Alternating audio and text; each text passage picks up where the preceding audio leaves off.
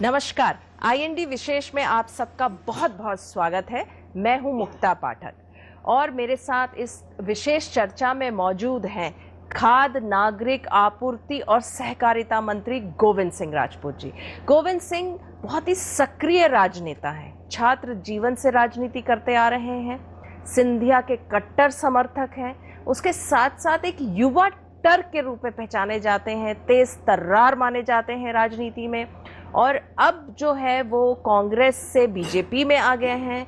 उसके बाद पहले भी इनके पास एक बहुत ही दमदार विभाग था, इस वक्त भी अच्छा विभाग है। कोरोना का संकट है, लॉकडाउन है, ऐसे में उनका विभाग कैसे काम कर रहा है और सारे विषय में हम इनसे चर्चा करेंगे। तो चलिए हम अपने चर्चा शुरू करते हैं। सर, आपका आईएनडी विशेष में बहुत बहुत स्वागत है। बहुत धन्यवाद जी। कोरोना का संकट है, ऐसे समय में आपके विभाग में काम कैसे हो रहे हैं, लोगों तक किस तरह की आप फायदे पहुंचा रहे हैं, थोड़ा सा बताइए हमारे दर्शकों को। देखिए, सच मायने में जब से प्रदेश में कोरोना का संकट आया है, प्रदेश क्या पूरे देश और पूरे विश्व में आया है, तब से जितना कोरोना के संकट से लेकर लोग परेशान हैं, मैं समझता हूं उतनी ही आवश्यकता आदमी के खाद्यान्न की है, खान पान की है और किसान की है।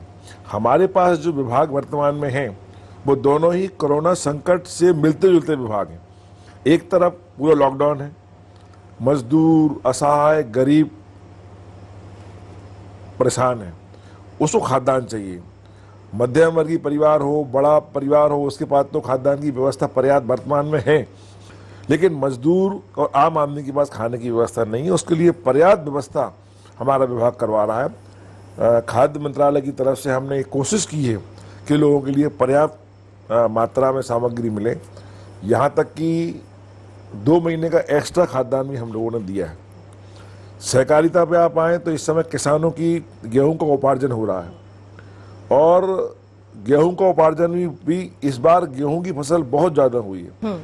इससे गेहूं की खरीदी में हम लोगों को थोड़ी परेशानी थी, लेकिन मुख्यमंत्री जी ने कहा कि आप सारा गेहूं खरीदो। तो वर्तमान की स्थिति में हम देखें तो करीब 50 लाख टन गेहूं खरीद कल तक की स्थिति में हो चुकी है। अच्छा। चना मसूर की खरीदारी हमने शुरू कर दी है।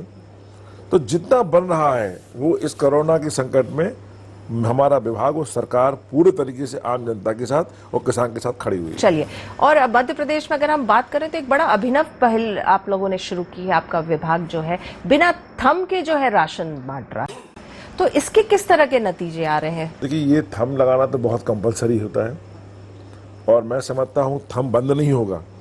अभी कोरोना के संकट से कई डिस्ट्रिक्टों से ये बात आई कि हम थंब लगाएंगे तो संक्रमण फैलेगा। कई जिले कलेक्टरों ने भी उसकी पुष्टि की, कहा है अगर संभव हो तो रोक दीजिए। तो मैंने मुख्यमंत्री जी से बात की, क्योंकि ये मध्य प्रदेश सरकार के अंदर नहीं आता। मुख्यमंत्री जी ने दिल्ली बात की और दिल्ली से जब तक कोरोना का संकट है तब तक के लिए थंब व्यवस्था रोक दी गई है। अब सामान्य रूप से को खाद्यान्न मिल रहा है और थंब लगाने की आवश्यकता नहीं है। आप सिंधिया जी के कट्टर समर्थक माने जाते हैं, आपको मंत्रिमंडल में जगह मिल गई है। अब आप देखें तो आपको लगता है भाजपा में किस तरह का राजनीतिक भविष्य आप देखते हैं? कहीं आपके मन में कहीं कभी कुछ आशंका आती है? क्योंकि अगर हम बात करें आपके जिले की, सागर जिले की, तो वहाँ से कई कद्दावर बीजेपी के नेता हैं और इस बार जो अभी जो मंत्रिमंडल बना है 5 लोगों का, तो उन लोगों को, वो कद्दावर लोगों को जगह नहीं मिला। हालांकि आप भी कद्दावर हैं, लेकिन आप तो कांग्रेस से थे, अभी बीजेपी में आए। वहाँ पे अगर हम बात करें गोपाल भार्गव जी हैं, वहाँ पे अगर हम बात करें भूपेंद्र सिंह जी हैं, ये सब लोगों को चांस नहीं मिला। तो ऐसा लगता है कहीं ना कहीं ऐसा आपके मन में आता है? देखिए, पहली बात तो मैं करूँ भाजपा की, तो मैं भाजपा में मुझे आए करीब अभी एक महीने ही हुआ है, 1.5 महीना हुआ है। और मैं मन की बात करूँ, क्योंकि मैं मन की बात और किसी बात को कहने में कभी संकोच नहीं करता, इस बात को सब जानते हैं। मुझे भाजपा में बहुत अच्छा लग रहा है। अच्छा। भाजपा में अच्छे लोग हैं, सुनने वाले लोग हैं।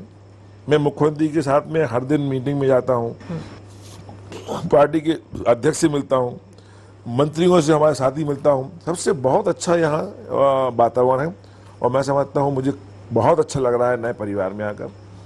जहाँ तक भूपेंद्र सिंह जी के, तो भूपेंद्र सिंह हमारे बहुत अच्छे मित्र हैं, हमारे छात्र जीवन के दोस्त हैं। हम दोनों जरूर राजनीति में अलग अलग थे, लेकिन हम लोगों के मन एक थे। भार्गव जी हमारे बहुत सम्मानीय हैं, सीनियर हैं हमारे। हम लोगों में कहीं भी दूरियां नहीं हैं, बहुत मिल के काम करेंगे और परिवार की तरह हम लोग जिले में काम करेंगे, वो प्रदेश में काम करेंगे। आपने कहा नए नए आप आए हैं और बहुत अच्छा लग रहा है, तो क्या होता है जब नई नई बहू भी आती है ना घर में, तो सास को भी बहुत अच्छा लगता है और बहू को भी बहुत अच्छा लगता है, लेकिन थोड़े दिन के बाद जो है खटपट शुरू हो जाती है। लेकिन अगर बहू और सास के दिल मिल जाए तो हम चलते हैं। तो यहाँ मतलब आप कहना चाहते हैं कि आप लोगों के यहाँ दिल मिल गए इतनी जल्दी, 1.5 महीने में दिल मिल गए? मिल जाएंगे, हमें लगता है कि हम लोगों में खटास नहीं होगी। हाँ, मतलब आप कांग्रेस में इतने साल रहे और दिल नहीं मिला और यहाँ 1.5 महीने में मिल गया? मैं कांग्रेस से पैदा हुआ। हाँ। कांग्रेस से पैदा हुआ मैं, पर मैं कांग्रेस की बोल क्या, मैं भाजपा में मुझे कहीं भी दूर दूर तक ऐसा नहीं लग रहा कि कभी खटास आएगी या दूरियां होंगी या रिस्पांस न मिल रहा हो। सब कुछ ठीक चल रहा है और ईश्वरी कृपा ठीक ठीक चलेगा। अच्छा, चलिए, आप कह रहे हैं बहुत अच्छा रिस्पांस मिल रहा है, आपको बहुत अच्छा लग रहा है, खुशी हुई जान के। यहाँ पे एक सवाल एकदम से मन में आता है, ये आता है कि ये आपको कैसा लग रहा है? क्या आपके खुद के उसके कारण लग रहा है, वजूद के कारण? आप एक अच्छे नेता हैं, सक्रिय नेता हैं, कद्दावर नेता, इसके कारण रिस्पांस मिल रहा है? या चूंकि आप सब लोग सिंधिया जी के साथ आए हैं, उनका कद इस वक्त बहुत बड़ा है क्योंकि उन्होंने यहाँ पे मध्य प्रदेश में भाजपा की सरकार को एस्टैब्लिश करने में एक बड़ा रोल निभाया है, क्या उसके कारण आप लोग को रिस्पांस मिल रहा है? देखिए, रिस्पांस मैं समझता हूँ रिस्पांस दिल से मिलता है, मन से मिलता है। भाजपा में मैंने एक चीज देखी, भाजपा में सब आम आदमी हैं, जमीन से जुड़े हुए और जमीन से आए हुए लोग हैं। अगर मुख्यमंत्री जी की बात करें तो मुख्यमंत्री जी मैं देखता हूं कि मैंने उनको पहले दूर से बहुत देखा था, उनके बारे में हम लोग आलोचना भी करते थे क्योंकि कांग्रेस में थे, पर वो बहुत सहज है मुख्यमंत्री जी। शिवराज सिंह जी से हम मिलते हैं तो वो सहजता से सुनते हैं, बात को समझते हैं, करने की कोशिश करते हैं। प्रदेश अध्यक्ष बी डी शर्मा जी की बात करें तो वो खुद विद्यार्थी एबीवीपी से आए हैं, यूथ आदमी, समझते हैं। मंत्रियों की बात करें तो सब मंत्री हमारे समकुल्य हैं, हम विपक्ष में थे, हमारे दोस्त थे। तो मैंने ये देखा कि यहाँ एक सब बराबरी की भावना है, ऐसे नहीं कि बहुत बड़ा ऊपर कद से आया हो नीचे को समझ ना रहा हो। तो मुझे तो ऐसा कहीं लगता, बड़ा अच्छा है।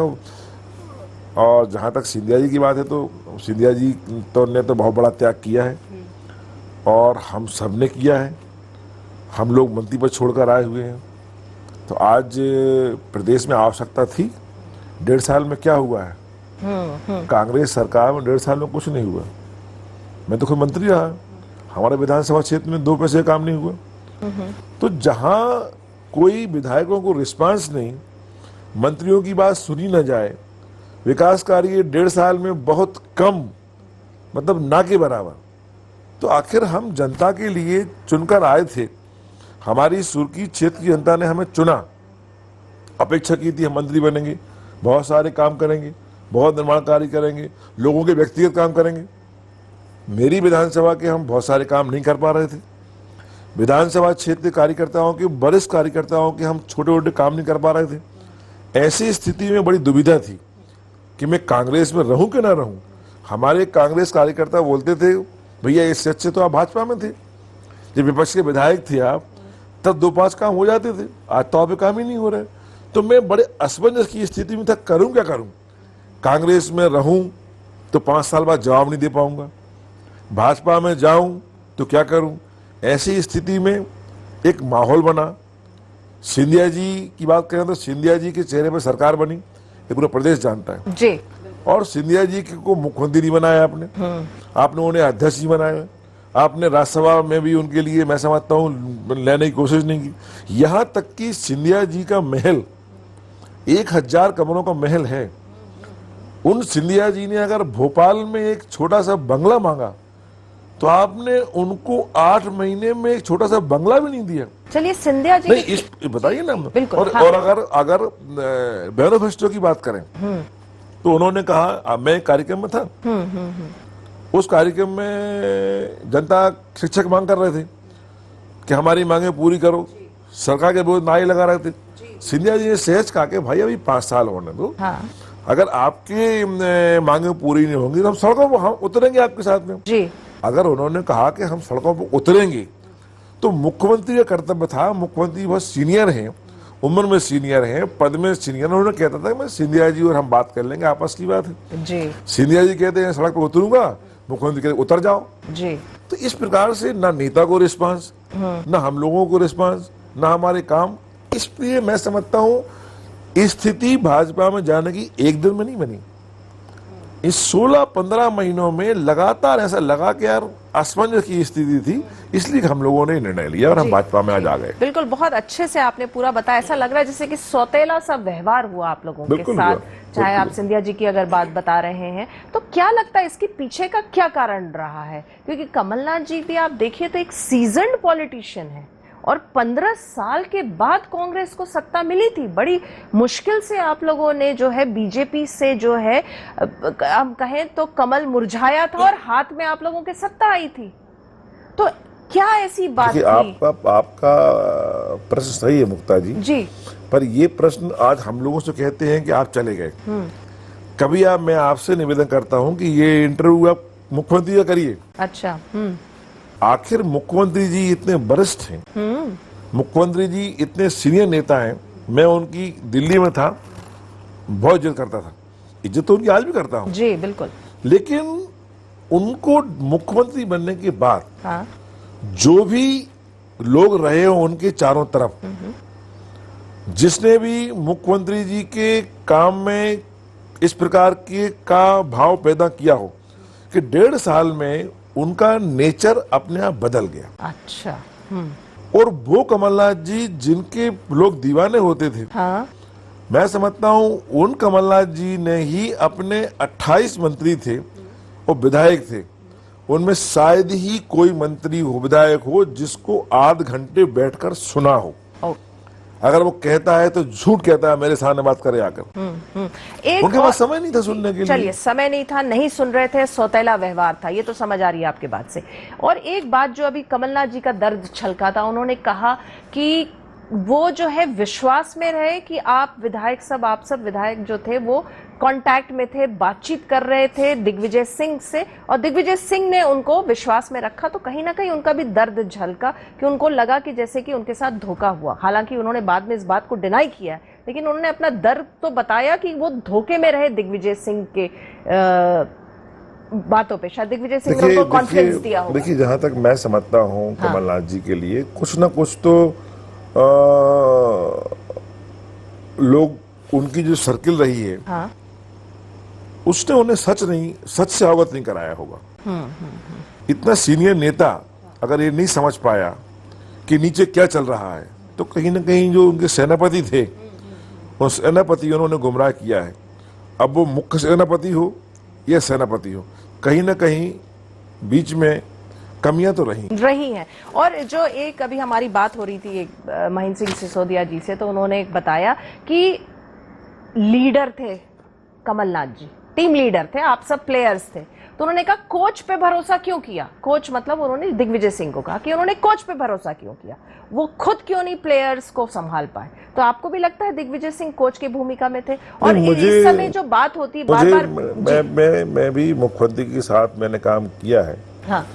मुझे जहां तक लगा कि जब तक कमलनाथ जी ने कोई समझ में आया कि उन्हें कोई चलाने का प्रयास कर रहा है या कोई ये शो कर रहा है कि रिमोट कंट्रोल सरकार है, या कोई ये शो कर रहा है कि सुपर मुख्यमंत्री मैं हूं, जब तक उनकी समझ में आई तब तक देर हो चुकी थी, तब तक चिड़िया चुग गई थी। नहीं तो मैं समझता हूं अगर शुरू से कमलनाथ जी अपने दिमाग से काम करते तो शायद स्थिति परिस्थिति अलग होती। ये स्थिति ही नहीं बनती, आपका कहने का मतलब है अगर रेंज उनके हाथ में होते, शायद ना बनती। हाँ, नहीं बनती। और आप लोग जैसा कि बार बार बात आती है, कांग्रेस वाले, कांग्रेस से नेताओं से हम लोग बात करें तो बार बार कहते हैं, और ये कहते हैं कि आप लोग के खिलाफ जो है बहुत नेगेटिविटी है, कि आप लोग जो है यहाँ आ गए, बीजेपी में आ गए, प्रलोभन से आ गए, आप लोग बिक गए और आप लोगों अपने क्षेत्र में भी नहीं जा पाएंगे, आप लोग जनता से कैसे आप फेस करेंगे? तो आपको लगता है नेगेटिविटी है?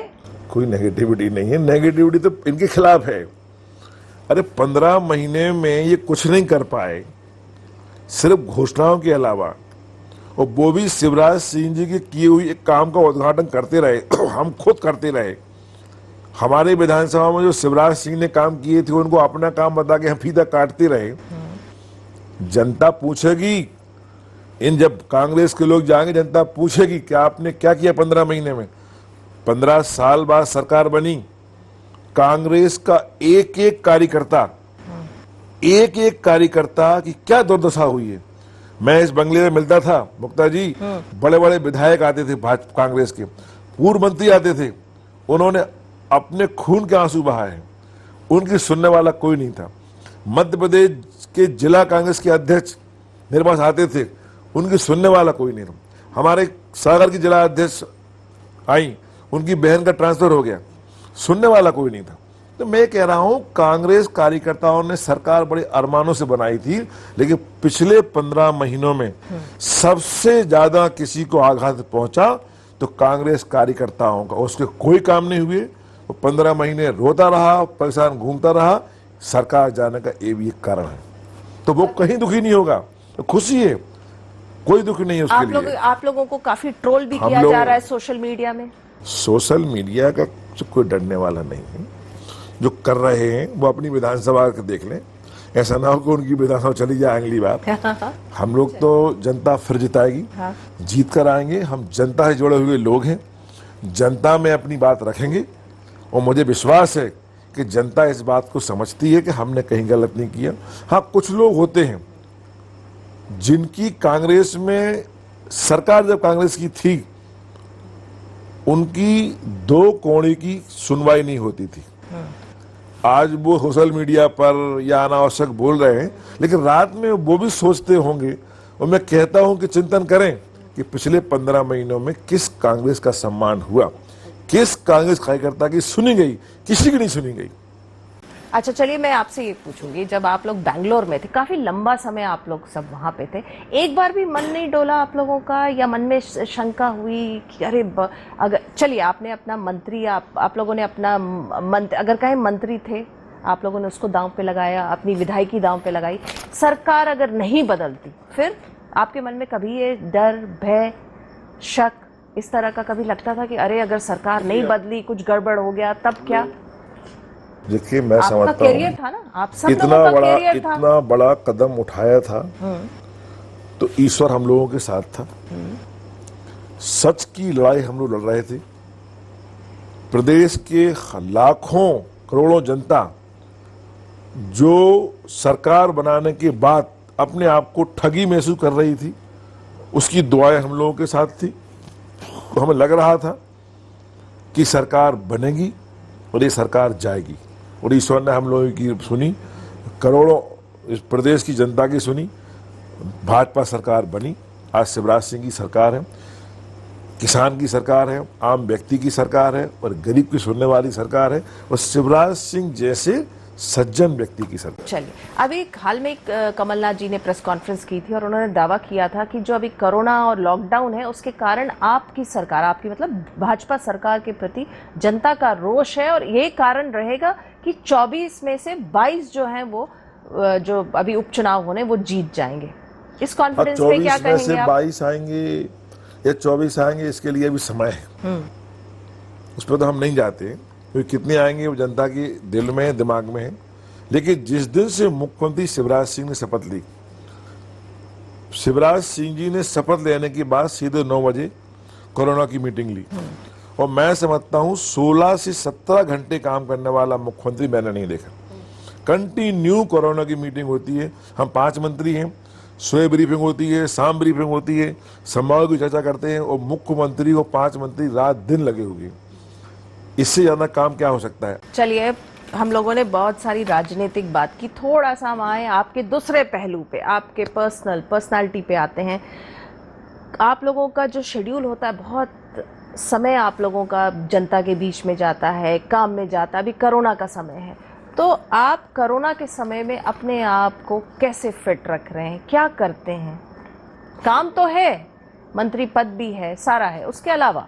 देखिए, मैं तो अपनी व्यक्तिगत बात करूं, मैं अभी जब से मंत्री बना हूं, तब से तो हमारा दिनचर्या बदल गई। नहीं तो मेरे बंगले, मेरे घर में जिम लगा हुआ है, मेरा जिम साथ चलता है, मेरे सागर के बंगले में जिम लगा हुआ। तो फिटनेस के प्रति मैं हमेशा सजग रहता हूं, और मैं ये समझता हूं कि जितना आदमी को खाना पीना जरूरी है, इतने उसको योग, वाक, हल्का सा जिम जरूरी है। तो इससे बड़ी पूंजी कुछ नहीं है। जी। तो जब भी समय मिले, हिंदुस्तान में एक मैंने देखी है हमारे यहाँ, जो मैं विदेश कई कंट्री में 15-20 कंट्री घूम के आया हूँ, वहां पर कोई टाइमिंग नहीं है। आदमी 2 बजे भी घूम रहा है, 3 बजे दौड़ रहा है, 4 बजे जिम जा रहा है। हमारे यहाँ अगर हम सुबह 6 बजे नहीं उठते, अगर 11 बजे रनिंग कर रहे हैं तो लोग कहते हैं अरे भैया ये कोई टाइम है। तो टोकने वाले बहुत हैं। तो टोकने वालों की ना सुनो, आपका जब मन करे, जब समय मिले, जब जिम कर लो, जब आप दौड़ लो, जब रनिंग कर लो, जो करना कर लो, जो मन में आए वो करो। तो मैं मतलब फिटनेस की ओर बहुत ध्यान देते हैं। फिटनेस की तरफ थोड़ा सा ध्यान देना चाहिए। बहुत अच्छी बात है, वो आपकी पर्सनालिटी से भी मेरे ख्याल से झलकता है। Thank you. और उसके अलावा क्या करते हैं? गाने सुनते हैं, फिल्म्स देखते हैं, क्या? अब तो कुछ नहीं हो पाता, पर हाँ फिल्म देखने का मुझे अच्छा शौक है। अच्छा। मैं जब भी दिल्ली आता था, पहले भोपाल देखता, दिल्ली में मैं पिक्चर जरूर देखता था। अच्छा। पर अब बहुत देर से नहीं देख पाया, तो फिल्में तो देखने आखिरी का अभी लास्ट फिल्म कौन सी देखी थी? लास्ट मुझे खुद भी याद, अच्छा, याद ही नहीं कि कौन सी देखी। मैं बहुत करीब भी नहीं देख पाया। मैं एक साल की पिक्चर, 1 साल से नहीं। हाँ पिक्चर देखो साल। तो गाने वगैरह सुनते हैं? हाँ गाना सुनता तो गाना पसंदीदा गाना? हूँ। अब गाना तो मुझे सभी पसंद है। बट ऐसे जो बहुत अच्छा लगता हो दिल को एकदम? हाँ मुझे ऐसा तो कुछ नहीं, मैं गजल सुनता हूँ। गजलें मुझे बहुत पसंद है। गजलें पसंद है? हाँ। गजल मैं सुनता हूँ। एक गजल मैं को पसंद है, मैं हमेशा गाता हूँ। वो गुलाम अली की है। हाँ। हम तेरे शहर में आए हैं मुसाफिर की तरह, ऐसे करते तो अरे वाह, ये तो बहुत अच्छा, एक अलग पहलू दिखा आपने। गजल गाया, बहुत बढ़िया। आप गाते भी हैं? मैं कभी कभी कभी कभी गाते हैं। अच्छा, चलिए। हाँ, चलिए। अभी जैसे अगर हम बात करें, कोरोना है, लॉकडाउन है, उसके बाद आपको क्या लगता है? देखिए, अब हम सबको एक आदत डालनी पड़ेगी हमारी जिंदगी कोरोना के साथ। हम ये नहीं कह पाएंगे, मुझे लगता है अभी आने वाले कई महीनों तक, कि after corona, life after corona शायद आप और मैं नहीं कह पाए। हमें ये कहना पड़ेगा लाइफ विद कोरोना। तो ऐसे में कैसे हम सब अपनी जिंदगी जिएंगे? आप क्या सोचते हैं? देखिए, मैं तो समझता हूँ कि ये इतिहास के पन्नों में लिखी जाएगी ये बीमारी। और मैं परसों पढ़ रहा था, टाटा का एक बयान था, उद्योगपति टाटा का, कि ये साल जीवन बचाने का साल है। बिल्कुल। तो मैं समझता हूँ एक ऐसी बीमारी से हम सब गुजर रहे हैं। धन्य है, मैं कहता हूँ, आज मैं एक पॉलिटिकल आदमी किससे नहीं, प्रधानमंत्री मोदी को मैं धन्यवाद दूंगा कि उन्होंने टाइम से लॉकडाउन कर दिया और आज देश की स्थिति थोड़ी ठीक है और हम चल फिर रहे हैं। नहीं तो आप ये समझिए कि इतिहास के पन्नों पे हमारी आने वाली पीढ़ी लिखेगी कि कोरोना नाम की बीमारी आई थी और ये बीमारी हम सबको बहुत कुछ सिखा गई। खास करके मैं बताऊं, मुक्ता जी, मैं जापान गया था 97 में। आज देखिए वर्ल्ड में सबसे कम बीमारी का असर कहां पर है? जापान में। जापान में सोशल डिस्टेंसिंग पहले होती थी, बात करते दूर दूर वहां के लोग, मास्क लगा के चलते थे मैक्सिमम लोग, छाता लगा के चलते वहां के लोग, चप्पल वहां 3 होती हैं, बाहर की चप्पल अलग जूते, यहाँ ड्राइंग रूम की चप्पल अलग, बाथरूम की चप्पल अलग। तो बहुत सारी चीजों को हाथ धोए बगैर वो कोशिश करते, 3 बार हाथ धोते थे वो लोग। हम लोग हंसते थे उस समय 97 में। तो जो उन्होंने पालन किया वो आज हम सीख रहे हैं। तो जो आज कोरोना ने हमें सिखा दिया, 3 बार हाथ धोना, मास्क लगाना, दूर दूर बैठना, तो ये सब चीजें लाइफ में अब हमारी आदत बन जाएंगी। आदत बन जाएंगी तो मैं समझता हूँ बीमारी अपने आप जाएगी और हमारे सबको एक समझिए कि आपकी एक बहुत बड़ी शिक्षा देके जाएगी। जी बिल्कुल, बहुत अच्छी बात की। आईएनडी विशेष से आपने इतनी अच्छी बातचीत की। राजनीतिक पहलू की हम बात करें तो आपका समय कमलनाथ सरकार में कैसा था वो, और अभी भाजपा में आप कितना मतलब आप कितने अच्छे से अपने आप को आप महसूस कर रहे हैं, अच्छा महसूस कर रहे हैं, वो भी आपने शेयर किया। एक गजल भी गाया, बहुत कुछ आपने आईएनडी विशेष से शेयर किया। आपको बहुत बहुत धन्यवाद। बहुत धन्यवाद। तो दर्शकों, आईएनडी विशेष में ये हमारी खास बातचीत थी। अगर हम कहें तो सक्रिय नेता हैं, राजनेता हैं गोविंद सिंह राजपूत, जो कई पहलू पर उन्होंने हमसे बातचीत की, चाहे वो लाइफ विद कोरोना है, कैसे हम लोगों को कोरोना के साथ अपनी जिंदगी जीना है, कैसे उनका विभाग जो है इस वक्त वो मध्य प्रदेश में काम कर रहा है, कैसे सक्रिय वो हैं, कोरोना को जो है कोरोना से कैसे सरकार जो है डील करे। उसके बाद कई जो उनका जो समय था कमलनाथ सरकार में उसके बारे में भी उन्होंने बातचीत की। फिर वो जो सरकार से उन लोग जो है हट के फिर बीजेपी में आए और बीजेपी में उनको कैसा कंफर्टेबल महसूस कर रहे हैं उस पर भी उन्होंने हमसे बातचीत की। कई अनछुए पहलू पे भी बातचीत की हमसे। तो एक अगर हम बात करें तो बहुत सारे विषयों पे हमने उनसे आज आईएनडी विशेष में बातचीत की। तो इस बार के एपिसोड में इतना ही। अगले बार हम फिर से एक बार मुलाकात करेंगे एक नए मेहमान के साथ। तब तक के लिए दीजिए हमें आज्ञा। नमस्कार।